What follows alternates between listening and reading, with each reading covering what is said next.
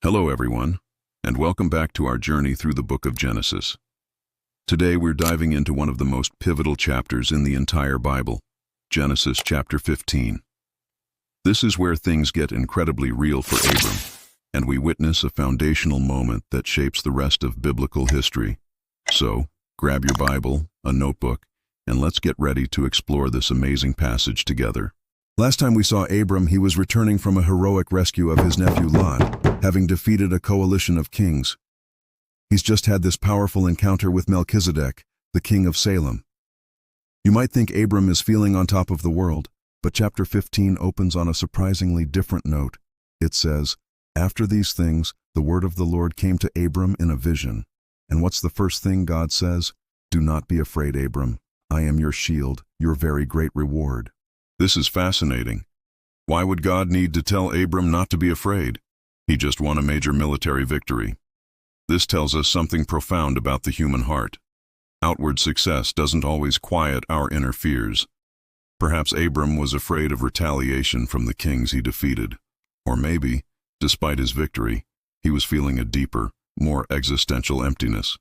He had wealth, he had victory, but he had no heir. His future was a blank page. Abram's response is raw and honest. He basically says, "Sovereign Lord, what can you give me since I remain childless, and the one who will inherit my estate is Eliezer of Damascus?" You can feel the ache in his words.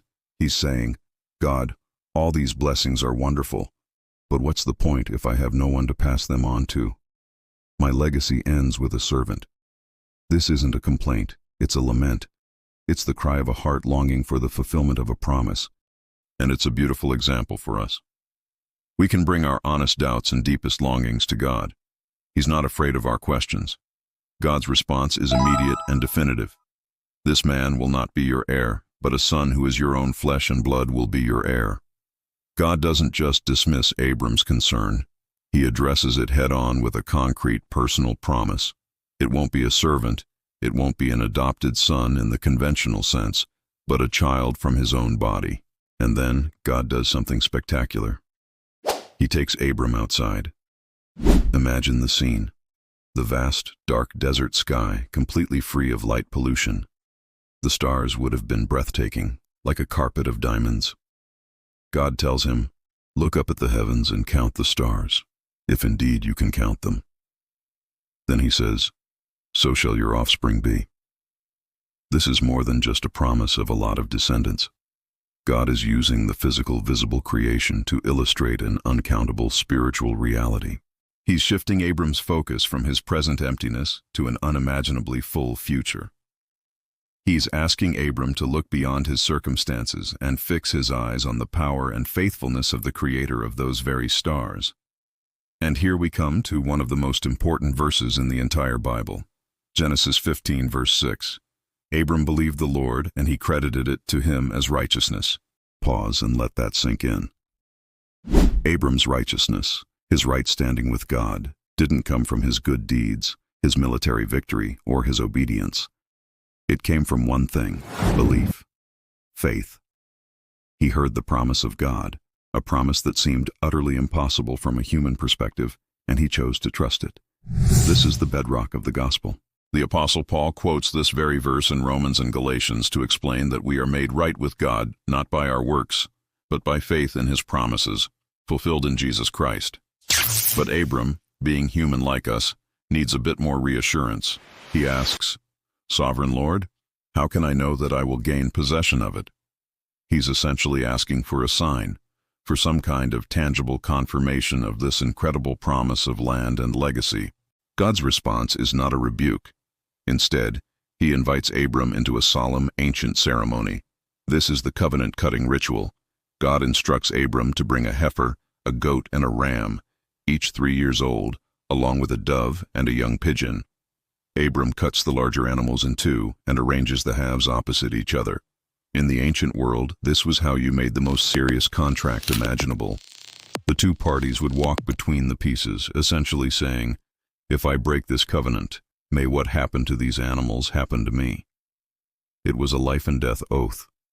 As the sun sets, a deep, terrifying darkness falls over Abram, and he falls into a deep sleep. This is a supernatural moment. In this state, God reveals the future to him. He tells Abram that his descendants will be strangers in a country not their own, and they will be enslaved and mistreated for 400 years. But God promises to judge the nation they serve and to bring them out with great possessions. And then, in the 4th generation, they will return to this promised land. God even tells Abram that he himself will live a long life and be buried in peace. This is a staggering prophecy, outlining the entire story of Israel in Egypt hundreds of years before it happens. It shows God's sovereignty over time and history. And now for the climax of the chapter. As total darkness descends, a smoking firepot with a blazing torch appears and passes between the pieces of the animals. What is this? This is God himself, represented by fire and smoke, a common manifestation of his presence in the Old Testament. But notice who is walking between the pieces. Is it God and Abram? No, it's only God. Abram is asleep. This is the most incredible part of the whole story. God is making a unilateral, unconditional covenant. By walking through the pieces alone, God is taking the entire weight of the oath upon himself. He is essentially saying, Abram, this promise depends entirely on my faithfulness, not yours. If this covenant is ever broken, I will take the curse upon myself. And for those of us who know the end of the story, we know that is exactly what happened. On the cross, Jesus Christ, God in the flesh, took the curse for the broken covenant upon himself so that we could receive the blessing. It's absolutely breathtaking. The chapter concludes by defining the borders of the land God is promising, from the Wadi of Egypt to the great river Euphrates. God is not speaking in vague terms. He is making a specific, binding land-grant covenant with Abram. So what can we take away from Genesis 15? First, it's okay to bring our fears and doubts to God. He can handle them. Second, our righteousness comes through faith alone, by believing God's promises. It's not about our performance, but his provision. And third, God's commitment to us is based on his character, not ours. He makes promises, and he keeps them, even when it costs him everything. This chapter is a profound picture of grace, faith, and the incredible covenant-keeping nature of our God. Thank you so much for joining me today to walk through this powerful chapter. I hope it encouraged you and gave you a deeper appreciation for the foundations of our faith. If you found this video helpful, please give it a thumbs up, and don't forget to subscribe and click the bell so you won't miss our next study. Share your thoughts in the comments below. I'd love to hear what stood out to you. Until next time, may you trust in his promises.